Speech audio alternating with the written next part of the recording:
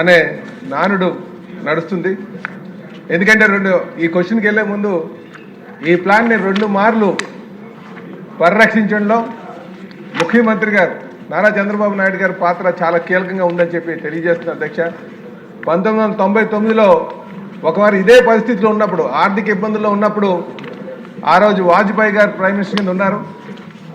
కీర్తిశేషులు కింజరపు ఎర్రనాయుడు గారు ఆయన కేంద్ర మంత్రిగా, ఎంవీఎస్ మూర్తి గారు ఎంపీగా ఉండి ఆ రోజు ప్లాంట్ పరిరక్షణ జరిగింది అధ్యక్ష. ఈరోజు మళ్ళీ అదేవిధంగా నరేంద్ర మోడీ గారు, ఎవరైతే ఎర్రనాయుడు గారు వాళ్ళు అబ్బాయి ఉన్నారో రామ్మోహన్ గారు, అలాగే ఎంవీఎస్ మూర్తి గారు మనటువంటి ఎంపీ గారు ఉండి ఆ రోజు ముఖ్యమంత్రిగా చంద్రబాబు నాయుడు గారే ఉన్నారు. ఈరోజు కూడా ముఖ్యమంత్రిగా చంద్రబాబు నాయుడు గారు ఉండి ఆ ప్లాన్ను పరిరక్షించారు. ఈ సందర్భంగా నేను గాజువాక ప్రజల తరఫున, తెలుగుదేశం పార్టీ కుటుంబం తరఫున, నిర్వాసితుల తరఫున నేను చంద్రబాబు నాయుడు గారికి, పవన్ కళ్యాణ్ గారికి, బీజేపీ మోడీ గారికి నాయకత్వానికి ప్రత్యేకంగా నేను ధన్యవాదాలు తెలియజేస్తున్నాను అధ్యక్ష. అధ్యక్ష, ఇప్పుడు నేను ఈ స్టీల్ ప్లాంట్ నిర్వాసితులకు సంబంధించి R&R ప్యాకేజ్ మీద నాకు, ఎందుకంటే ఈ R&R అంటే ఇది రాష్ట్ర వ్యాప్తంగా, దేశవ్యాప్తంగా కూడా ఇలాంటి సమస్యలు చాలా ఇప్పటికీ కూడా ఉన్నాయి అధ్యక్ష.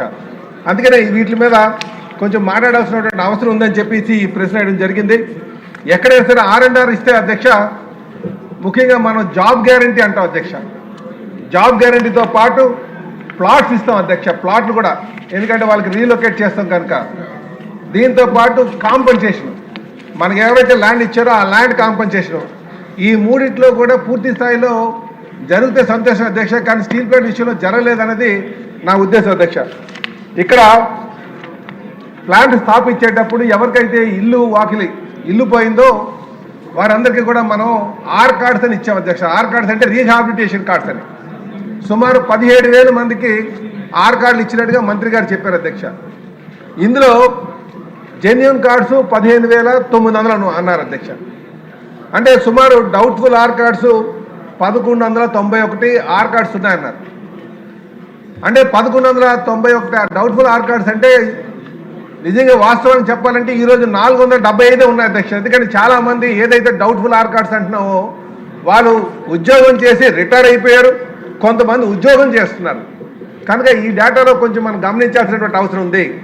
అంటే నేను అన్నది ఏదైతే డౌట్ఫుల్ ఆర్ కార్డ్స్ అన్నావో అది 475 మాత్రమే ఉన్నాయి అధ్యక్ష. 75, 78 రమారమి. కనుక ఇది ఇప్పుడు అభియాన్స్లో పెట్టడంలో ఎటువంటి ఉపయోగం లేదు. దాన్ని రెగ్యులేట్ చేయాల్సినటువంటి అవసరం ఉందని. ఒకసారి ఇలా ఆర్ కార్డ్స్ క్యాన్సిల్ చేస్తే మరి ఉద్యోగం చేసిన రిటైర్ అయిపోయిన అందరికి తగ్గించి మనం కాంపెన్సేషన్ తీసుకుంటామా? కనుక ఆ రోజు 1981లో వాళ్ళ ఎవరికి ఏజ్ లేకపోవడం వల్ల, ఏజ్ డిసైడ్ చేయకపోవడం వల్ల, ఏజ్లో ప్రాపర్ సర్టిఫికేట్స్ లేకపోవడం వల్ల, ఎందుకంటే కార్ కార్డు మేజర్ మ్యారేజ్ అంటే 18 సంవత్సరాలు దాటినటువంటి వారికి, పెళ్ళైనటువంటి వారికి ఇవ్వడం జరిగింది అధ్యక్ష. కనుక దీని మీద ఒకసారి మనం మంత్రి గారు ఆలోచించాల్సిన అవసరం ఉందని చెప్పి ఈ సందర్భంగా తెలియజేస్తున్నారు అధ్యక్ష. అలాగే ప్లాట్లకు వచ్చేసరికి మనమే 1,500 ఎవరికైతే ఆర్ కార్డు ఇచ్చామో వారికి ప్లాట్ ఇచ్చాం. 15,907 జెన్యూన్ కార్డ్స్ అంటున్నాం. కానీ ఇక్కడ చూస్తే 15,283 ఇచ్చాం. అంటే ఇంకా 600 కార్డ్స్ ఇంకా ప్లాట్స్ ఇవ్వాల్సినటువంటి అవసరం ఉంది. నాకెందుకో ఈ డేటాలో కొంచెం తప్పుడు సమాచారం వచ్చిందేమో అనుకున్నాను అధ్యక్ష. కనుక అధ్యక్ష, ఇది ఎందుకంటే ఇంకా ఆర్ కార్డుల మీద కానీ, రీహాబిలిటేషన్ మీద కానీ ఈ క్వశ్చన్తో మళ్ళీ ఇంకా మాట్లాడాల్సిన అవసరం ఉండదనేది నా ఉద్దేశం అధ్యక్ష. ఒక్క నిమిషం టైం ఇవ్వండి అధ్యక్ష. అంటే ఇంకా 600, ఇప్పుడు మన డేటా ప్రకారంగా 624 మందికి ఇంకా ప్లాట్లు ఇవ్వాలంటే ఎంత ల్యాండ్ రిక్వైర్మెంట్ ఉంది అధ్యక్ష? కాకపోతే ఒక్కసారి దీని మీద ఆలోచించారు అధ్యక్ష. దీంతో పాటు మేజర్ మ్యారీడ్ సన్స్ అని చెప్పి కొంతమందికి ప్లాట్లు ఇచ్చాం అధ్యక్ష.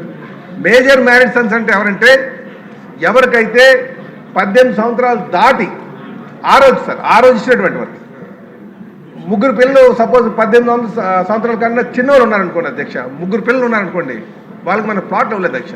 1 ఇయర్లోనే కట్ ఆఫ్ టైం దాటిన తర్వాత ఏజ్ పెరిగిపోయి ఒకే ప్లాట్లో 4 కుటుంబాలు ఉన్నటువంటి పరిస్థితి ఉంది. కనుక వాళ్ళ బాధలు గమనించి మనం ప్లాట్లు ఇవ్వడం జరిగింది అధ్యక్ష.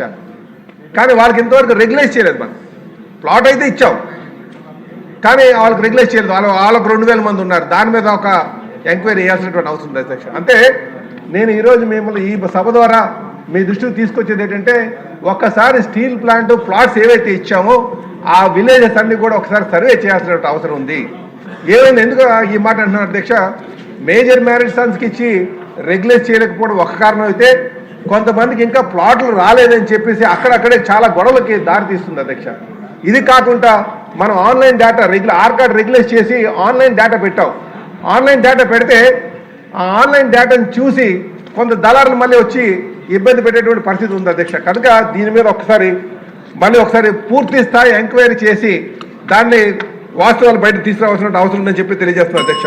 ఇదే కాకుండా చివరిగా ల్యాండ్ కాంపన్సేషన్ 23 కోట్లు ఇచ్చామన్నారు అధ్యక్ష. ఇంకా 3,90,00,000 రూపాయలు ఇంకా ఉంది. 3,90,00,000 రూపాయలు ఇంకా ఉందంటే సుమారు 16%కి ఇంకా డబ్బులు రానట్టే కదా అధ్యక్ష. 23 కోట్లకు పేమెంట్ చేశారు అధ్యక్ష, 3.5 కోట్లు ఇంకా వాళ్ళ అకౌంట్లో ఉందంటున్నారు. అంటే ఇక్కడ చాలా మందికి కాంపన్సేషన్ రాకుండా ఉన్నటువంటి కేసులు ఉన్నాయి అధ్యక్ష. ఉదాహరణకి ఏంటంటే అధ్యక్ష, స్టీల్ ప్లాంట్కి వేసినటువంటి రైల్వే ట్రాక్ కొంత ల్యాండ్ కూడా వెళ్ళింది. ఆ రైతులు ఏం చేశారంటే రైల్వేస్ మీద కేసేసి స్టీల్ ప్లాంట్ మీద కేసు వేయలే, వాళ్ళకి ఇంతవరకు కాంపన్సేషన్ రాలే.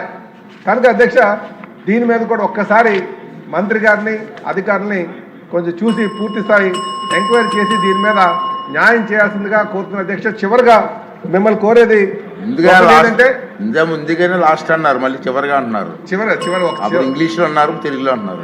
అంటే నడుస్తున్నప్పుడు కొన్ని పాయింట్లు గుర్తొస్తున్నాయి అధ్యక్ష. అందుకనే